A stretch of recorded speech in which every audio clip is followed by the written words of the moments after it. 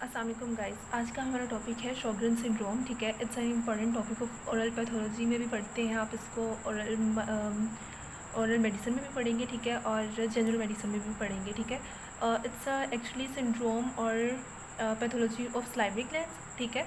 और ये हमारे पास एक ऑटो इम्यून डिसऑर्डर है, मतलब इसमें ऑटो एंटीबॉडीज़ बनती हैं against body's own sales.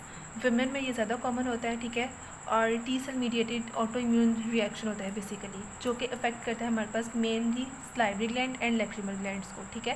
Salivary glands को अफेक्ट करता है तो हमारे पास सलाइवरी सिक्रेशंस कम हो जाती हैं, जिसकी वजह से ड्राई माउथ होता है, that is known as xerostomia. Lacrimal glands को अफेक्ट करता है तो लैक्रिमल सिक्रेशंस कम हो जाती हैं, that leads to dryness of eyes, that is known as xerophthalmia. Xerostomia and xerophthalmia को कंबाइन करके हम लोग कहते हैं सिका कॉम्प्लेक्स। अब वो वाला शॉगरेन सिंड्रोम जिसमें सिर्फ dryness of eyes and dryness of mouth हो रही है और सिका कॉम्प्लेक्स हो रहा है, that is known as primary Sjogren syndrome.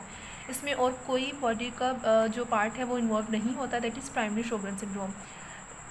On other side अगर हमारे पास सिका कॉम्प्लेक्स के साथ कोई और डिजीज़ भी आ रही है, कोई और ऑटो इम्यून डिसऑर्डर भी है, सच एज रूमेटॉइड आर्थराइटिस या फिर लिम्फस या फिर स्क्लेरोडर्मा, तो इसको हम लोग कहते हैं सेकेंडरी शॉगरेन सिंड्रोम, जिसमें हमारे पास ड्राइनेस ऑफ आइज और माउथ के अलावा भी कोई और सिस्टम भी या फिर कोई और ऑटोइम्यून भी डिजीज़ है, तो उसको सेकेंडरी शॉगरेन सिंड्रोम हम कहते हैं, ठीक है।